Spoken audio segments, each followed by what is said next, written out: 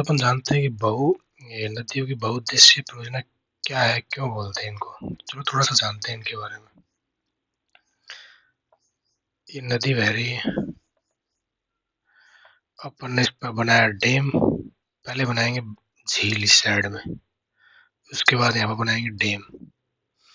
Dam से पानी रोकेंगे, पानी जो रोकेंगे वो आएगा इस झील में, और इस झील में जो पानी से होगा, यहाँ से आसपास के क्षेत्रों में पानी की सप्लाई होगी, नहर निकाले जाएंगे छोटी छोटी।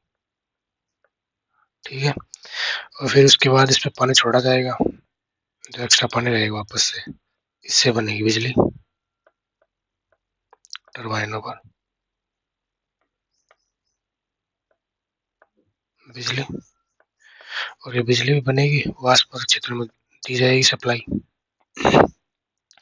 मतलब परियोजना एक है, उद्देश्य बहुत सारे, इसलिए इनको बहुउद्देश्य बोल दिया गया। पानी की सप्लाई पूर्ति होना, आसपास के क्षेत्रों में सिंचाई की व्यवस्था उपलब्ध कराना, और बिजली की पूर्ति करवाना। और इस झील के आसपास के क्षेत्र में जो दलदली भूमि हो सकती है, वहां पे वेटलैंड भी हो सकता है। मैंने वेटलैंड करवाया था तब बताया था कि वेटलैंड ऐसे भी हो सकता है। ये जो झील बनेगी, कृत्रिम झील बनेगी, आर्टिफिशियल। ठीक है,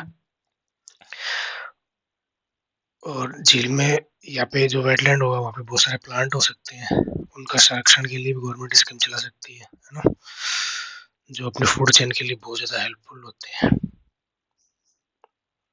तो अब बहुउद्देशीय परियोजना क्या है, नदियों पर बनी हुई है ना, इनका उद्देश्य क्या है, क्यों बनाई जाती है, ये बात आपको समझ में आ गई होगी। अपन चलते हैं भारत में नदियों पर कौन कौन से डैम बना के कौन कहाँ कहाँ से नहर बनाई गई है, या फिर कौन से स्टेट उस डैम से, उस झील से जिनको प्रॉफिट मिल रहा है, जिनको सिंचाई की या बिजली की सुविधा मिल रही है, उनके बारे में डिस्कस करते हैं। तो आ जाओ, शुरुआत करते हैं। हाँ,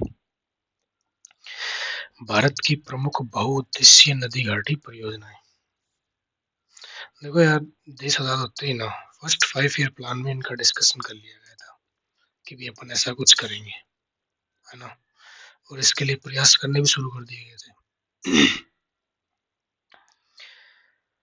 तो जवाहरलाल नेहरू उस टाइम पे जो पीएम थे, उन्होंने इसे आधुनिक भारत का मंदिर कहा। ये क्वेश्चन एग्जाम में कई बार आया हुआ है कि भारत की बहुउद्देशीय नदी घाटी परियोजनाओं को आधुनिक भारत का मंदिर किसने कहा, है ना।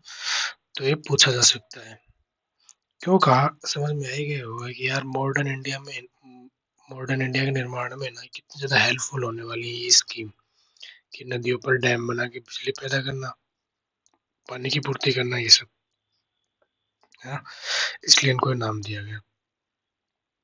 अब अपन बात करते हैं भाखड़ा नांगल परियोजना। ये तो पूरी परियोजना थी, पूरी स्कीम थी। नदी कौन सी पर बनी, सतलज नदी पर बनाई गई है।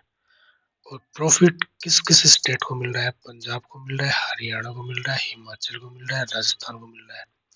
अब आप सोचोगे यार राजस्थान तो इतना दूर है, क्योंकि ये बना हुआ हिमाचल में और पंजाब में है। देखो, इस परियोजना के तहत है ना, भाखड़ा नांगल परियोजना के तहत 2 डैम बनाए गए, एक तो भाखड़ा डैम, एक नांगल डैम। नांगल पंजाब में है, भाखड़ा हिमाचल प्रदेश में है। दोनों डैम के बीच का डिस्टेंस लगभग 13 किलोमीटर है। तो 13 किलोमीटर का जो डिस्टेंस है ना, इन पर 2 डैम बना रखे हैं। परियोजना एक है, डैम 2 है, नदी भी एक ही है, स्टेट 2 है, अलग अलग स्टेट में बना रखे हैं ना। या प्रॉफिट होने वाले स्टेट भी 4 हैं, पंजाब, हरियाणा, हिमाचल और राजस्थान। अब आप बोलोगे यार, ये राजस्थान तक, हरियाणा तक इसका पानी कैसे पहुंच रहा है? तो भाई, भारत की सबसे बड़ी नहर परियोजना है जिसका नाम है इंदिरा गांधी नहर। इंदिरा गांधी नहर परियोजना। ये 600 कुछ किलोमीटर है, मुझे एग्जैक्ट याद नहीं है। आप किलोमीटर ना ध्यान में रखें, आप ये ध्यान में रखें कि इंदिरा गांधी नहर परियोजना है। और ये जो भाखड़ा नांगल यहाँ पे डैम है ना, सतलज नदी पर, यहाँ से निकाली गई है ना। और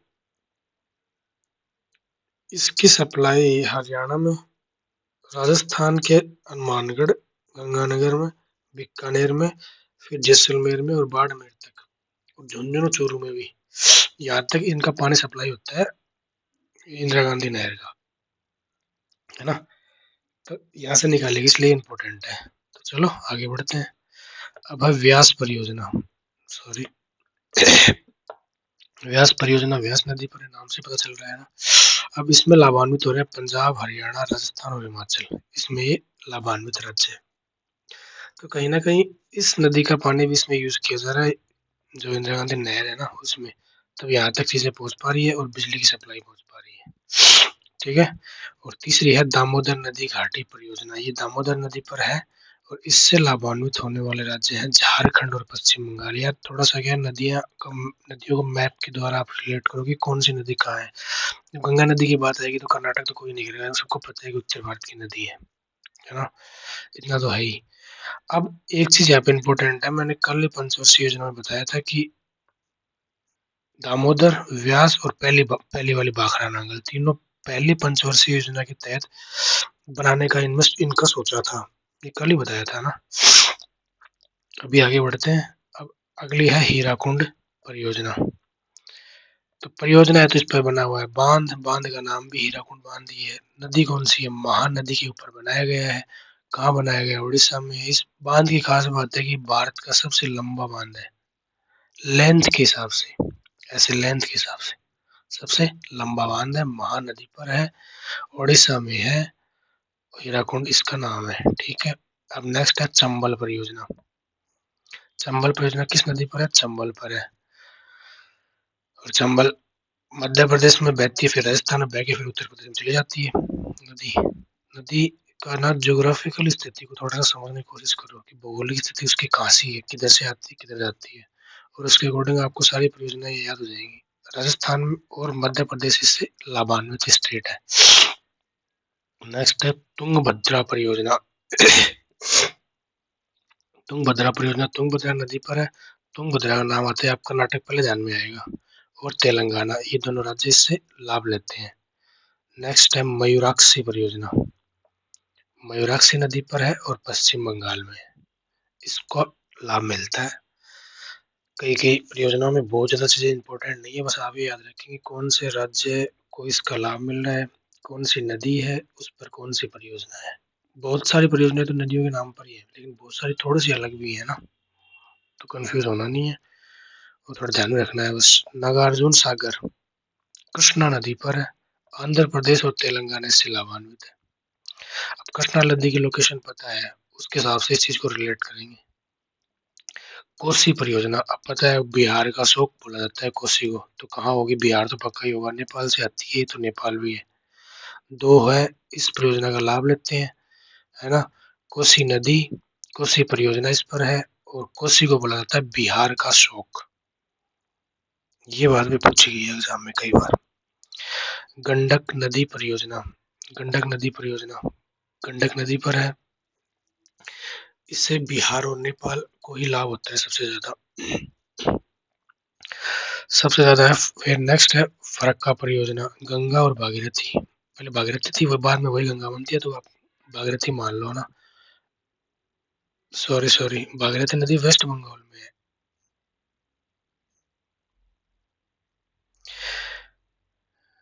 एक सेकंड भाई,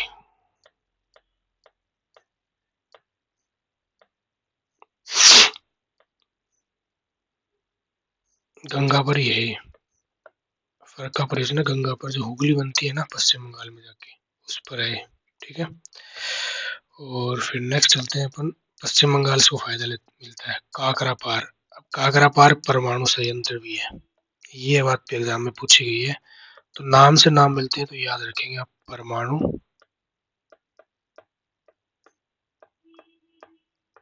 संयंत्र, मतलब परमाणु से ना यहाँ पे बिजली बनती है, ठीक है।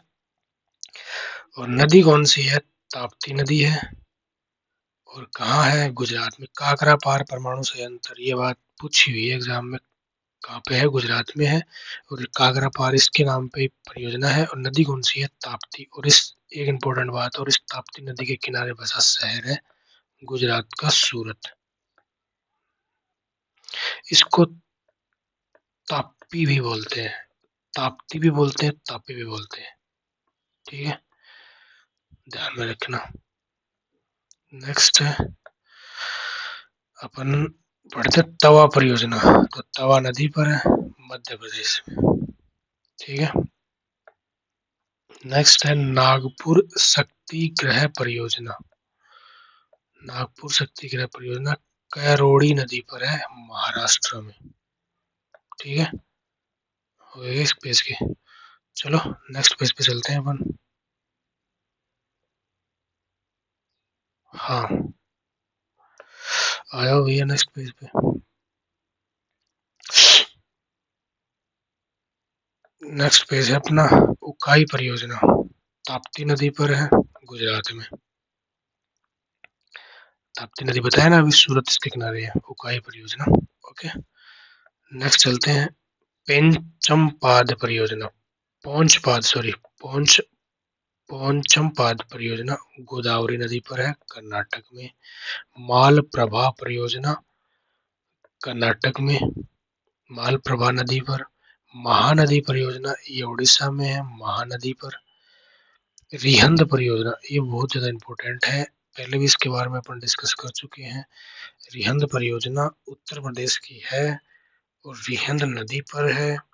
गोविंद बल्लभ पंत सागर, गोविंद बल्लभ पंत सागर इस जो परियोजना पे जो डैम बना है ना, उसका नाम ये नाम है। और ये भारत का सबसे बड़ा कृत्रिम झील है। यहाँ पे जो डैम के पीछे जो झील बनी है ना, वो सबसे बड़ी कृत्रिम झील है। ठीक है, और नेक्स्ट चलते हैं कुंडा परियोजना, कुंडा नदी पर है, तमिलनाडु में। नेक्स्ट है दुर्गा बैराज परियोजना। डैम को बैराज भी बोल देते हैं ना, कोटा बैराज, जैसे अभी आएगा ना। किस पर है, चंबल पर है ना। दामोदर नदी पर है, वेस्ट बंगाल और झारखंड इससे लाभान्वित होते हैं। इडुक्की परियोजना पेरियार नदी पर है, केरल। पेरियार नदी केरल पे है। पेरियार नेशनल पार्क भी है, ये टाइगर रिजर्व है। इसके बारे में, पेरियार के बारे में बहुत सारी इंफॉर्मेशन है, डिस्कस करते आ रहे हैं। पेरियार नाम बार बार आ रहा है, ध्यान में रखेंगे। वही जिसमें बहुत सारी चीजें हैं नए के नाम में, वो तो ज्यादा इंपॉर्टेंट है। टिहरी बांध परियोजना भागीरथी नदी पर है। भागीरथी पहले भागीरथी होती, बाद में गंगा बनती है ना। कहाँ पर है, उत्तराखंड में। माता टीला परियोजना बेतवा नदी पर है, यूपी व एमपी की को लाभान्वित करती है। कोयना परियोजना कोयना नदी महाराष्ट्र में, महाराष्ट्र को लाभान्वित करती है। रामगंगा परियोजना रामगंगा नदी उत्तर प्रदेश में। रामगंगा नेशनल पार्क भी है, रामगंगा टाइगर रिजर्व भी है, इसके बारे में भी अपन डिस्कस कर चुके हैं। ठीक है, आगे बढ़ते हैं। ऊपरी कृष्णा परियोजना कृष्णा नदी पर है, कर्नाटक में। देखो, ऊपरी कृष्णा परियोजना का नाम है, बांध बना हुआ है, बांध का नाम अलमाटी बांध। अलमाटी बांध, नदी कौन सी है, कृष्णा। कहाँ पर है, कर्नाटक में। ठीक है, घाट प्रभा परियोजना घाट प्रभा नदी कर्नाटक में। भीमा परियोजना पवना नदी महाराष्ट्र में। भद्रा परियोजना भद्रा नदी कर्नाटक में। जायकावाड़ी परियोजना गोदावरी नदी महाराष्ट्र में। रणजीत सागर बांध परियोजना रावी नदी पंजाब में। रंजीत हिक्कल परियोजना हिडकल हिडकल परियोजना घाट प्रभा नदी कर्नाटक में। सतलज परियोजना, देखो यार, अब सतलज परियोजना करते ही हर आदमी को पहला ऑप्शन करेगा सतलज नदी, लेकिन यहाँ पे कंफ्यूज नहीं होना है। हालांकि सतलज नदी पर भी बहुत सारी परियोजना है, उनके बारे में डिस्कस कर भी चुके हैं, नीचे और भी आएंगी। लेकिन सतलज परियोजना का जब नाम आए तो वो चेनाब नदी पर है और जम्मू कश्मीर को इससे लाभ मिलता है। नेक्स्ट है नाथपा झाकरी परियोजना, ये सतलज नदी पर है। नाथपा झाकरी परियोजना हिमाचल प्रदेश में है और हिमाचल प्रदेश इससे लाभान्वित होता है।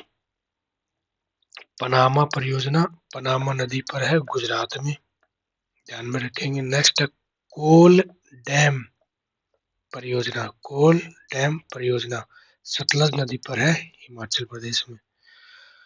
सतलज नदी का नाम आया तो आपको पता है सबसे पहले हिमाचल आएगा, उसके बाद में इधर पंजाब में आती है। ठीक है, तो स्टेट में तो कंफ्यूज होना ही नहीं है। कागसावती परियोजना काग सावती नदी पर है पश्चिम बंगाल में। पराम्बिकुलम पराम्बिकुलम अलियार परियोजना पराम्बिकुलम अलियार परियोजना साउथ इंडिया का सा नाम है।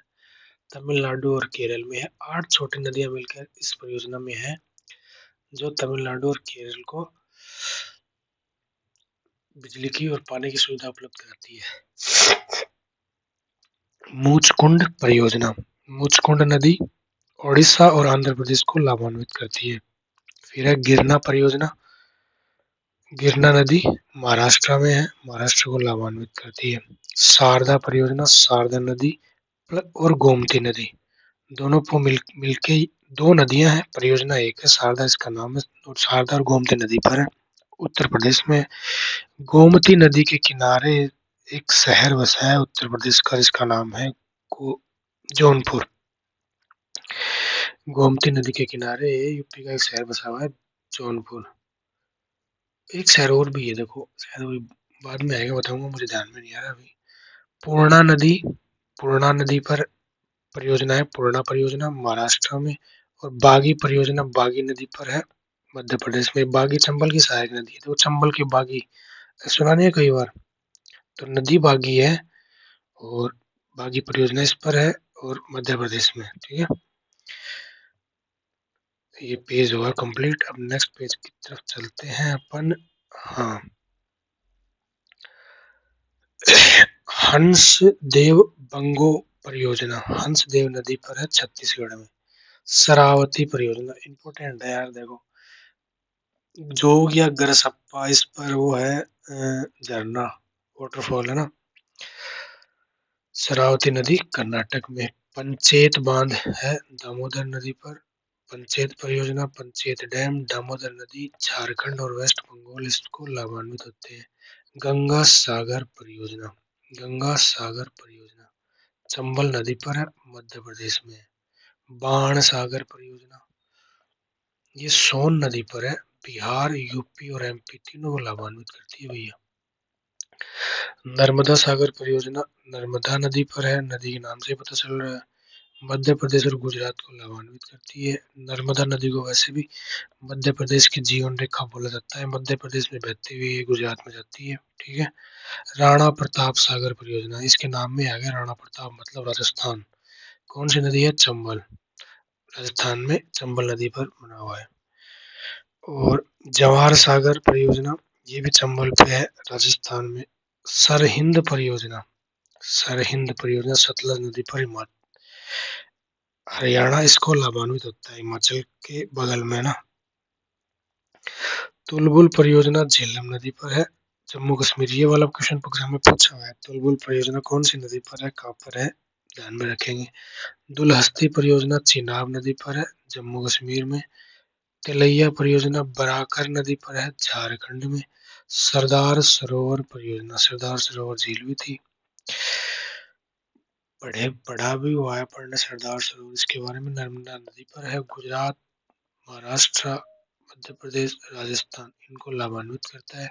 नेक्स्ट है बगलीहार परियोजना, ये भी चेनाब नदी पर, ये इंपॉर्टेंट है यार, ये बगलीहार जम्मू कश्मीर को लाभान्वित करती है। कडना कडना बांध माही नदी पर है गुजरात में, और इंदिरा सागर बांध नर्मदा नदी पर है मध्य प्रदेश में। एक तो ये चीज, नाम, नदियां, गांव, उनका स्टेट और कौन कौन से स्टेट को इससे लाभ मिल रहा है, ये चीज जरूर याद रखेंगे ना। अब अपन इसी के साथ साथ एक छोटा सा टॉपिक और कवर लेते हैं कि नदियों के किनारे बसे भारत में कौन कौन से शहर है जो नदियों के किनारे बसे हैं। इनसे कई बार डायरेक्ट क्वेश्चन हो जाता है कि ये वाला शहर कौन सी नदी के किनारे बसा हुआ है, तो इंडिया के मैप के थ्रू कौन से स्टेट में कौन सा शहर आता है और वहां से कौन सी नदी गुजर रही है, थोड़ा सा रिलेट करेंगे, पिक्चर बनाएंगे अपने माइंड में। चलो शुरू करते हैं। नदियों के किनारे बसे भारत के प्रमुख शहर।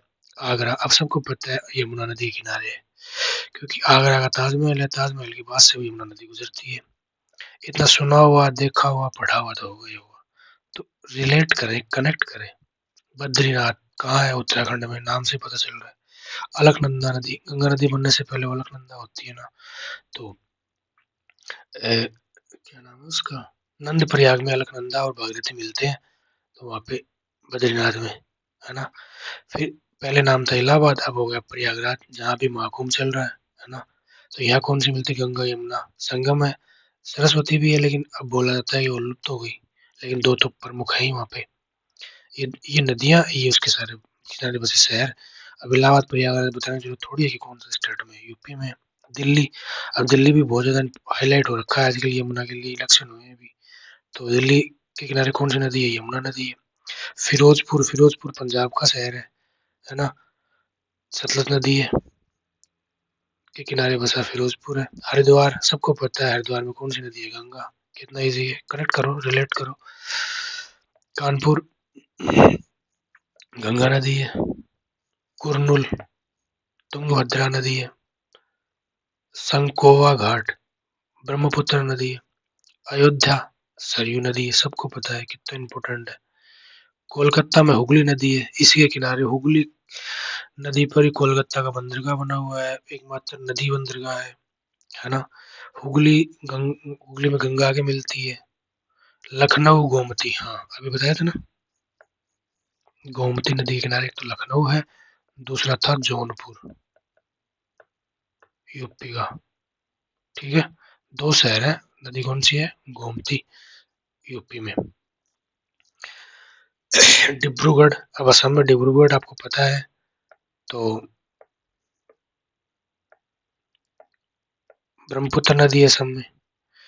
गुवाहाटी, ये भी असम में है, तो ब्रह्मपुत्र नदी है असम में, उसके किनारे। जबलपुर मध्य प्रदेश में है, नर्मदा नदी के किनारे। अब हाई कोर्ट में पढ़ा था अपन ने कि जबलपुर में मध्य प्रदेश का हाई कोर्ट है। अब ये बात भी जबलपुर से रिलेट करोगे, ऐसा नहीं है कि वो पढ़ लिया वो भूल गए, नो। कोटा, कोटा कहाँ है, राजस्थान में है, तो यहाँ कौन सी नदी है, चंबल नदी है। कटक, कटक उड़ीसा में है, कौन सी नदी है वहाँ पे, महानदी है, उसके किनारे। नासिक, महाराष्ट्र में है, कौन सी नदी है, गोदावरी नदी है। कन्नौज कहाँ है, यूपी में, कौन सी नदी है, गंगा नदी है। अब यूपी का नाम आते ही आप गोदावरी थोड़ी कर दोगे, या कृष्णा थोड़ी कर दोगे, है ना। श्रीनगर, कौन सी नदी है, झेलम, झेलम नदी के किनारे बसा हुआ श्रीनगर, ये भी पूछा हुआ है एग्जाम में। सूरत, मैंने पहले ही बताया था। ताप्ती या तापी, दोनों एक ही नदी है। सूरत इसके किनारे बसा हुआ है, गुजरात का शहर है सूरत। हैदराबाद मूसी नदी के किनारे है, ये भी पूछा हुआ है एग्जाम में। मथुरा, यमुना नदी के किनारे है। अब मथुरा से अपन को कृष्ण जी की पूरी कहानी याद आती है, तो यमुना के किनारे उनकी जो रास लीलाएं जो भी थी ना, तो रिलेट करेंगे। जमशेदपुर, स्वर्ण रेखा नदी है। अहमदाबाद, गुजरात में साबरमती नदी है, राजस्थान से निकल के जाती है ये भी। बरेली, यूपी में, सबको पता है, बरेली की बर्फी, मूवी देखी होगी, पता। रामगंगा नदी है वहाँ पे। अब रामगंगा नदी, रामगंगा परियोजना, टाइगर रिजर्व, नेशनल पार्क। अब रामगंगा से जितने भी चीजें हैं ना, वो सारे माइंड में वो होना चाहिए, घूमने चाहिए। गोरखपुर, प्रमुख शहर है, राप्ती नदी है। गोरखपुर, राप्ती नदी है, यूपी के बहुत सारे शहर आ रहे हैं भैया। श्रीरंगपट्टनम, कावेरी नदी है, दक्षिण भारत में। जौनपुर, गोमती नदी है, अभी ऊपर आ ही गया था। और जौनपुर, गोमती किनारे एक और कौन सा है, लखनऊ, वो भी गोमती। जौनपुर, ये भी गोमती। ओरछा, ओरछा ये बेतवा नदी। उज्जैन, क्षिप्रा नदी, इंपॉर्टेंट है यार। क्षिप्रा नदी पर भी वो कुंभ का मेला बढ़ता है हर 12 साल बाद में। देखो, कुंभ का मेला 4 जगह बढ़ता है, एक तो उज्जैन में, एक नासिक में, एक हरिद्वार में, और एक प्रयागराज में। अभी प्रयागराज में चल रहा है। हर जगह 4 4 साल में बढ़ता है, और पूरी जगह घूम के आके 12 साल में बढ़ता है ना। तो उज्जैन में मेला बढ़ता है कुंभ का। और कौन सी नदी है जिसमें लोग नहाते हैं, क्षिप्रा नदी है वो, ध्यान में रखेंगे भाई, इंपॉर्टेंट है। वाराणसी, गंगा नदी है, सबको पता है। गंगा आरती होती है, कभी मूवियों में, सीरियल में कहीं देखा हो तो, या फिर रियल में देखा हो तो, गंगा आरती होती है, वो गंगा आरती वाराणसी में होती है, गंगा नदी की आरती करते हैं। तो वाराणसी में कौन सी नदी है, गंगा नदी है। लुधियाना, पंजाब का शहर है, सतलज नदी है पंजाब में, रिलेट करो सीधा सीधा। तिरुचिरापल्ली, कावेरी नदी है, साउथ इंडिया। अब आ जाओ भैया, आज करना क्या है, तो वही है अपना 4 सेट तो मैथ के टेक्स्ट बुक से, 2020 से लेके 2024 तक के कोई भी CGL या CHSL की, ठीक है, इम्पोर्टेंट है। और उसके बाद में कैलकुलेशन 20 मिनट से ज़्यादा करने हैं। क्या करना है ये रोज़ रोज़ थोड़ा ना बताऊंगा, मैं भी कर रहा हूँ साथ साथ में, ये मत सोचो मैं नहीं कर रहा, ठीक है। अब आते हैं अपन इंग्लिश में। तो सबसे पहले एडिटोरियल, कहाँ से, इंग्लिश माध्यम से, प्लस इसकी वोकैब वही दे रखी है PDF में, प्लस इसकी समरी, ठीक है। और इसके अलावा 10 क्वेश्चन पहला नंबर, थोड़ा सा अपडेट कर रहे हैं इंग्लिश में अपन, और धीरे धीरे ज़्यादा करना शुरू कर रहे हैं ना। पहला नंबर की प्रीवियस ईयर लगा लेना भाई, जो किताब आपके पास है उससे, ठीक है। और उसके बाद में जो कल पढ़े थे ना, कल 30 वन वर्ड पढ़े थे और 30 ही इडियम पढ़े थे, ठीक है। अब वो तो दोबारा पढ़ने हैं ही, प्लस उसके आगे वाले ब्लैक बुक से पढ़ रहा हूँ, लगभग सारे लोग ब्लैक बुक से पढ़ रहे होंगे, तो एक से शुरू कर दो, जो SSC में आए वहां से नंबर 1 से, सीरियल नंबर से चलो, 1 से 30 तक के पढ़ लिए। अब आज फिर से 1 से 30 तक के रिवाइज करो, फिर उसके बाद 31 से 60 तक के पढ़ो, 31 से 60 तक के, और ईडीएम भी 31 से 60 तक के। पहले कल वाले रिवाइज करो, फिर आज वाले पढ़ो, ठीक है। बहुत बार याद करना है, वोकैब का बहुत इंपॉर्टेंट रोल है, तभी जाके चीजें सेव होंगी। एडिटोरियल, वोकैब, पैराजम्बल, हाँ ये हो ही गए। और ये वोकैब पढ़नी है, जीके का अपना हो ही गया, मैथ का हो ही गया। चलो, जय हिंद, जय भारत, मिलते हैं कल फिर एक नए टॉपिक के साथ।